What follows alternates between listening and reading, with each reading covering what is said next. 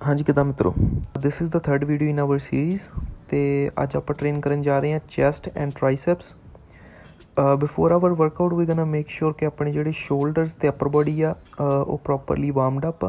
First exercise in our workout is gonna be bench press. तो bench press is a compound movement again.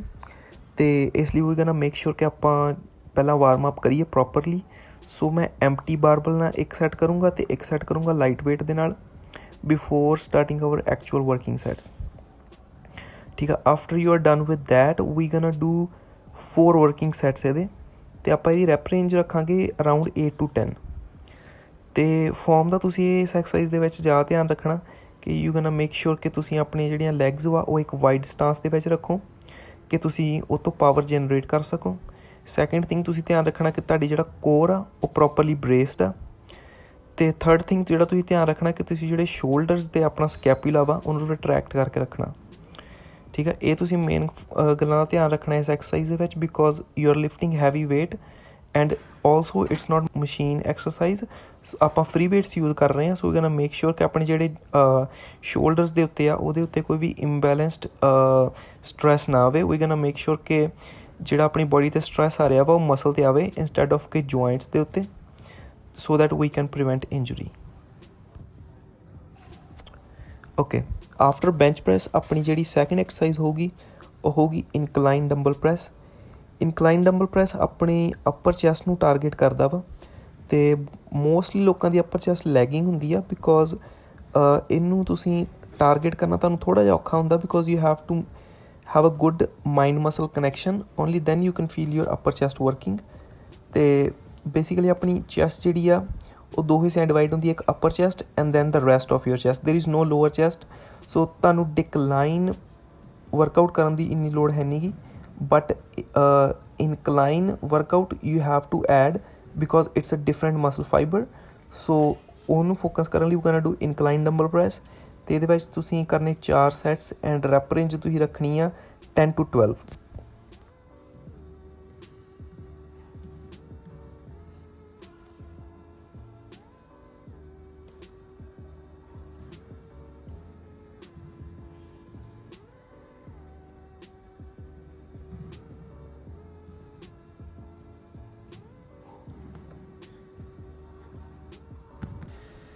Okay, third exercise in our workout is gonna be machine flies.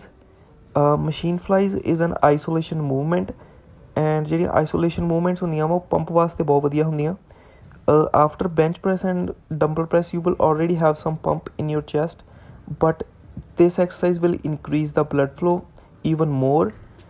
ਤੇ since ਇਹ isolation movement ਆਪਣਾ ਬਹੁਤ ਜ਼ਿਆਦਾ effort ਲੱਗਣਾ ਨਹੀਂ ਇਹਦੇ ਵਿੱਚ, so we gonna keep the rep range high।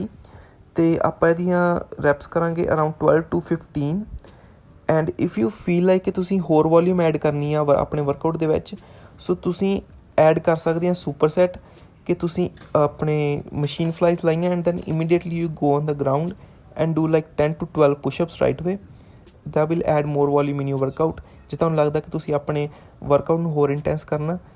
At this day I wasn't feeling like too active or too pumped up, so मैं push-ups कीतियां नहीं, but if you feel like adding it you guys can certainly add more।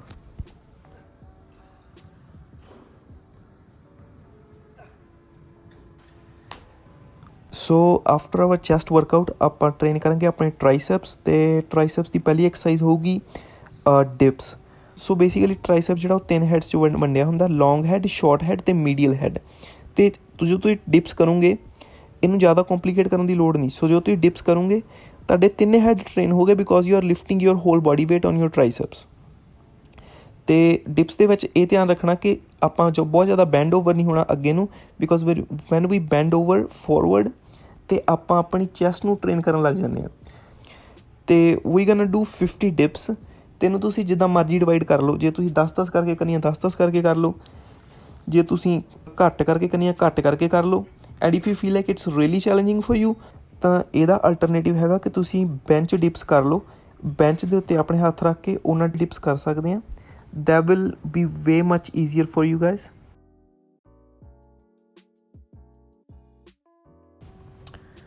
After dips आप करांगे cable tricep push downs.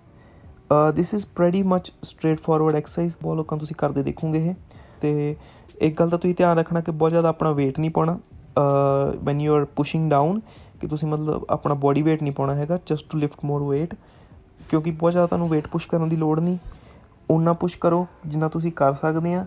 And then later sets ਆਪਣੇ ਨੂੰ ਥੋੜ੍ਹਾ ਥੋੜ੍ਹਾ push ਕਰਨ ਦੀ ਕੋਸ਼ਿਸ਼ ਕਰੋ। ਆਪਾਂ ਕਰਾਂਗੇ ਇਹਦੇ 4 ਸੈਟਸ। ਰੈਪ ਰੇਂਜ ਆਪਾਂ ਥੋੜ੍ਹੀ ਜਿਹੀ ਹਾਈ ਰੱਖਾਂਗੇ, ਅਰਾਊਂਡ 10 to 12। ਜੇ ਤੁਸੀਂ ਚਾਹੋ ਤਾਂ ਥੋੜ੍ਹੀ ਜਿਹੀ ਵੱਧ ਵੀ ਕਰ ਸਕਦੇ ਹਾਂ, ਤੁਸੀਂ 15 ਤੱਕ ਵੀ ਜਾ ਸਕਦੇ ਹਾਂ। ਅਤੇ ਜਾਂ 4 sets 10 to 15 rep range.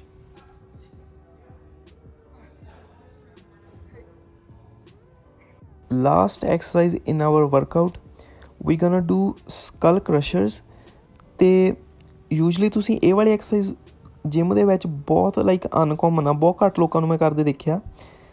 So the way this exercise is going be setup is like ਤੁਸੀਂ ਇੱਕ ਬੈਂਚ ਲੈਣਾ ਇਨਕਲਾਈਨ, ਉਹਨੂੰ ਹਲਕਾ ਜਿਹਾ ਇਨਕਲਾਈਨ ਕਰਨਾ ਤੁਸੀਂ, ਅਤੇ ਉਸ ਤੋਂ ਬਾਅਦ ਯੂ ਗੋਨਾ ਮੇਕ ਸ਼ੋਰ ਕਿ ਜਿਹੜੀਆਂ ਤੁਹਾਡੀਆਂ ਐਲਬੋਜ਼ ਆ ਉਹ ਤੁਹਾਡੀ ਬੋਡੀ ਤੋਂ ਪਿੱਛੇ ਆ, ਠੀਕ ਆ। Like it's not in front of your body, like ਤੁਹਾਡੇ ਹੈਡ ਤੋਂ ਥੋੜ੍ਹਾ ਪਿੱਛੇ ਨੂੰ ਆ, ਠੀਕ ਆ।